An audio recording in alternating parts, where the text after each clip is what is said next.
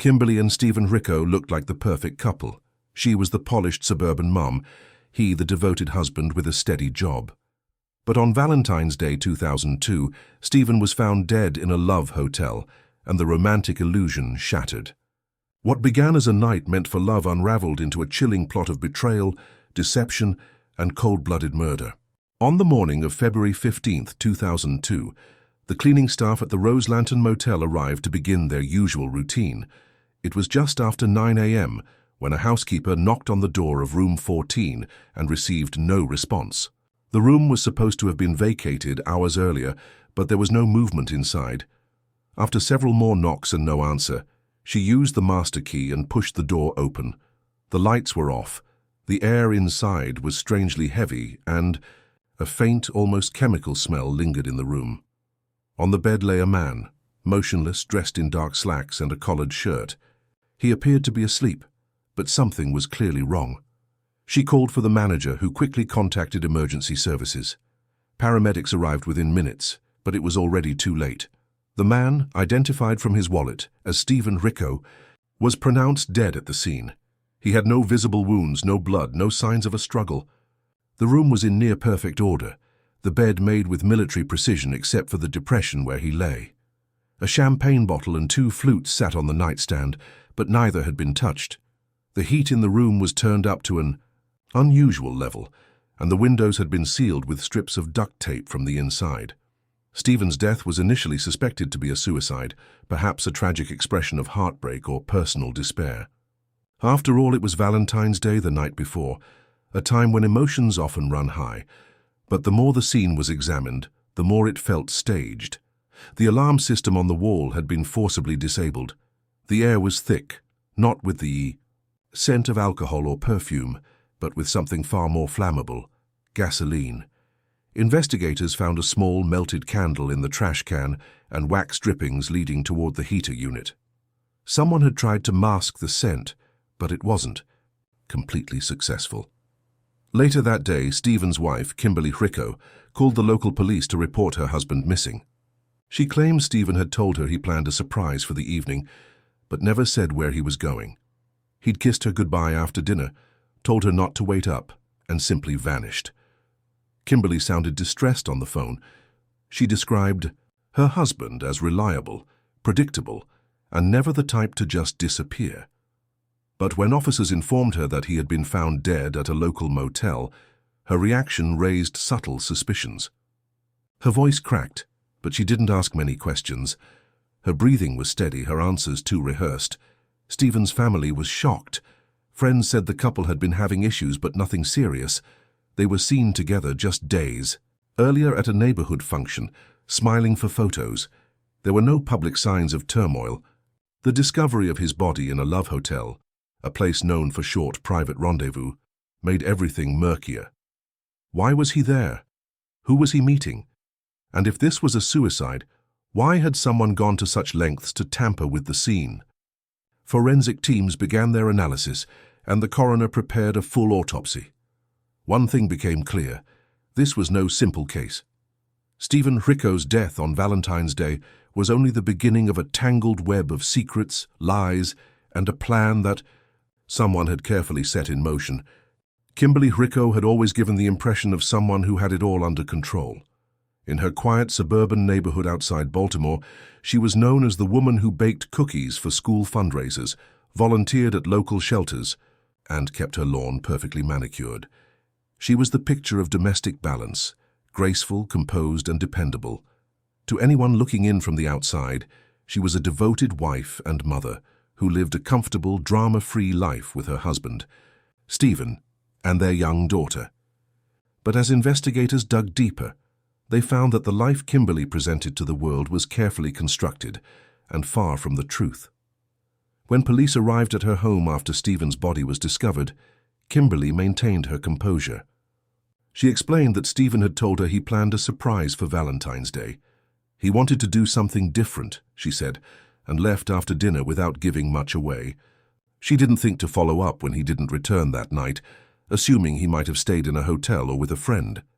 Her explanation seemed plausible until detectives began to uncover a series of financial decisions and behavioral Shifts that suggested Kimberly had been preparing for something long before that February evening. One of the first red flags was the life insurance policy. Just 6 weeks before Stephen's death, Kimberly had taken out a new policy on her husband for nearly $400,000. It was a substantial amount, one that stood out given that Stephen already had a smaller policy through his job. Kimberly had not only signed the documents herself, but she'd also made sure the policy had no waiting period. In other words, if Stephen died, even suddenly, the payout would be immediate. Insurance investigators flagged it as unusual, and detectives began to see it as something more than a precaution. They also discovered Kimberly had recently lost her job at a local dental clinic due to poor performance and unprofessional behavior. She hadn't told Stephen. Instead, she kept up the routine, leaving the house at the same time each morning, returning in the evening, pretending her employment was still intact. Meanwhile, she racked up credit card debt, opened new lines of credit in secret, and made several cash withdrawals that couldn't be accounted for. Her financial life was unraveling, and Stephen had no idea. Receipts found in her car showed purchases made just days before Stephen's death. A canister of gasoline from a hardware store, a set of long-stem candles, and a new bottle of expensive perfume. When asked, Kimberly said the items were part of a romantic gift for Stephen, but there was no trace of the candles or perfume in their home. She couldn't explain where they had gone. Neighbors mentioned that Kimberly had recently become more distant, more secretive. She stopped attending community events and avoided casual conversations. Her phone records showed a pattern of late-night calls and deleted messages. It wasn't just grief that shrouded her. It was a veil of careful calculation. As detectives continued to piece together her timeline, a clearer image of Kimberly emerged. She wasn't just a grieving widow. She was a woman under pressure, facing a crumbling facade, and suddenly presented with a way out. What remained unclear was whether she had planned Stephen's death from the beginning, or simply saw an opportunity and took it. The turning point in the investigation came when detectives traced a reservation made at the Rose Lantern Motel to an email address belonging to Kimberly Hricko.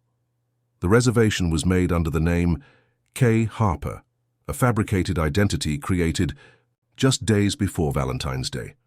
It was a subtle detail, but one that opened the door to a new theory. Stephen hadn't gone to the motel on his own. He had been lured there. The reservation specified a room for 2 people, with champagne and chocolates to be placed in the room before arrival. It was designed to look romantic, even spontaneous, but only one guest had checked in. Surveillance footage from the motel's lobby showed a woman matching Kimberly's height and build entering late in the afternoon on February 14th. She was wearing a dark coat and large sunglasses, her head down. No one could see her face clearly, but the timing and body language strongly suggested it was her. Police began reconstructing the night. Stephen left home around 7 p.m., reportedly excited about the surprise Valentine's event Kimberly had encouraged. Phone records confirmed he received a call from a payphone just 15 minutes before he left, located just a few blocks from the motel. Though it couldn't be traced directly to Kimberly, it was likely she used the call to direct him to the motel. When Stephen arrived, everything appeared normal. The bed was made, soft music played from a small clock radio, and the champagne was chilled. But he wouldn't have gotten far. Autopsy results showed he had been injected with a powerful paralytic agent, likely administered within minutes of arriving. A small puncture mark on his neck was nearly missed during the initial examination.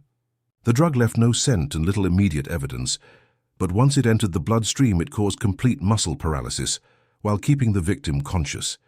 Stephen would have been awake but unable to move or cry for help. The champagne. Glasses remained untouched, suggesting he never had the chance to drink. Meanwhile, forensic experts found small traces of gasoline along the baseboards and near the heater vent. Someone had poured the accelerant carefully, avoiding furniture and fabric. A single candle, burned almost completely down, had been left in the wastebasket, likely used to ignite the fumes. But the plan had not gone entirely as expected. The fire didn't spread. Instead, the flame burned low and filled the room with toxic gases, particularly carbon monoxide. When investigators returned to the scene with this new information, they noticed more subtle tampering. The fire alarm had been forcibly removed from the wall, not just turned off. The window seals had duct tape residue, indicating an effort to trap the gas inside. It was no longer a question of whether Stephen's death was natural or self-inflicted. Every detail pointed to an orchestrated killing designed to look like something else. Kimberly's careful planning was evident. She had staged the room, manipulated the timing, and used methods that left minimal evidence. But the inconsistencies in her story and the precision of the setup began to unravel her narrative. What had seemed like a tragic accident or a romantic misstep was beginning to look like a calculated execution. The motive remained blurry, but the method was chillingly clear. Just as investigators began to build a convincing case against Kimberly Hricko, an unexpected thread emerged that added a new layer to the already tangled story. While combing through her internet activity and phone records, detectives discovered repeated communication with a man named Darren Green, a 35-year-old fitness trainer and part-time photographer from the nearby city of Rockville. Their exchanges had begun months earlier through an online support forum for people in unhappy marriages. What started as casual conversation quickly evolved into private messages, phone calls, and suggestive emails. Though Kimberly and Darren never appeared together in public, the digital trail suggested an emotional affair. The messages grew increasingly personal. Kimberly confided in Darren about her frustrations with Stephen, how he had become distant, how she felt trapped in her marriage, how she dreamed of starting over. She often hinted at being on the verge of a major life change. One email stood out in particular. "When he's gone, maybe we'll finally have space to breathe." It was sent 2 weeks before Stephen's death. While not a confession, it sounded less like fantasy and more like a forecast. Detectives interviewed Darren, who seemed genuinely shaken by the situation. He admitted to having developed a close bond with Kimberly, but denied any romantic involvement beyond words. According to him, they had never met in person, and there were no plans to do so. His alibi checked out. On Valentine's Day, he had been visiting his parents in Pennsylvania, several hours away, and surveillance footage placed him there during the critical time frame. Still, his involvement couldn't be ignored. He had been a sounding board, possibly even a motivation. More revealing was the tone shift in Kimberly's emails after Stephen's death. Just days later, she reached out to Darren again, her messages laced with optimism and talk of starting fresh. She spoke of finally feeling free and mentioned possibly moving to a new city, asking if he would be willing to meet her in person. The timing was chilling. While Stephen's body was still being examined by the medical examiner, Kimberly was already plotting her next chapter. For the prosecution, this correspondence offered insight into Kimberly's state of mind. She wasn't just a desperate woman trying to escape financial hardship. She was someone who had already emotionally detached from her husband and seemed to be rehearsing a future without him. Darren, while legally uninvolved, had played an unintentional role as a silent witness to Kimberly's unraveling motivations. His existence painted a picture not just of betrayal, but of premeditation. Investigators now had a clearer understanding of Kimberly's inner world. Financial stress, secrecy, and a longing for something or someone else had formed a perfect storm.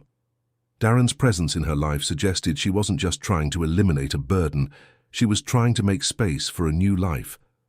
Whether Darren was truly a love interest or simply a fantasy escape, his name added complexity to an already disturbing narrative. And it made one thing increasingly clear: Kimberly's actions weren't impulsive. They were part of a cold, deliberate plan.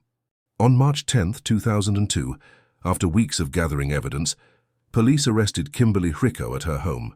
She was in the middle of folding laundry when officers knocked on the door. Calm and composed, she didn't resist. As they placed her in handcuffs, her daughter watched from the hallway in stunned silence. The image of the perfect suburban mother being led away by police shattered whatever illusion still lingered in the minds of those who knew her. Kimberly was charged with first-degree murder and arson. Prosecutors moved quickly to build their case, confident they had enough to prove premeditation. The trial began that summer and drew considerable media attention, with reporters calling it a Valentine's Day murder mystery. Courtrooms were packed. People were eager to hear the story behind the woman who allegedly turned a holiday of love into an execution. The prosecution focused on a timeline of carefully laid steps. They presented evidence of the fake motel reservation, the gasoline purchase, the life insurance policy, and the injection of a paralytic drug. A toxicologist testified that the compound used in Stephen's system was not readily available to the public, suggesting Kimberly had gone to great lengths to obtain it. While there was no direct record of the purchase, prosecutors argued that the absence of evidence was part of the strategy. Everything was done to leave as few traces as possible. They also called on a motel employee who had not initially come forward. He had remembered seeing a woman in the hallway on the night of the murder, standing quietly outside room 14. She wore a zipped-up coat and held what looked like a candle or lighter. He thought it was odd but assumed it was part of some romantic gesture. He described her as calm, almost pleased, and said she didn't appear to be waiting for anyone. While he couldn't definitively identify Kimberly, his testimony aligned with the other pieces of the puzzle. Kimberly's defense team painted a very different picture. They argued that Stephen had been suffering emotionally and had orchestrated his own death. They claimed the motel reservation was his idea, part of a misguided attempt to set a scene that would frame Kimberly, or, at the very least, leave her with questions. The defense emphasized that there was no security footage showing Kimberly inside the room and no fingerprints directly tying her to the accelerant. Without a clear video or eyewitness placing her at the scene at the time of death, they insisted the case was built on speculation, but the jury didn't see it that way. They were shown the emails to Darren, the life insurance documentation, the inconsistent statements Kimberly made during interviews, and the digital breadcrumb trail she tried to erase. When combined, the evidence painted a chilling image of someone who didn't just want her husband gone. She had methodically planned every step of how to make it happen. After 4 days of deliberation, the jury returned a unanimous verdict, guilty on all counts. Kimberly Hricko was sentenced to life in prison without the possibility of parole. To this day, she claims she is innocent, but for investigators and the public alike, the case of Stephen Hricko's death remains a haunting reminder that behind even the most picture-perfect lives, there can be shadows no one sees until it's far too late.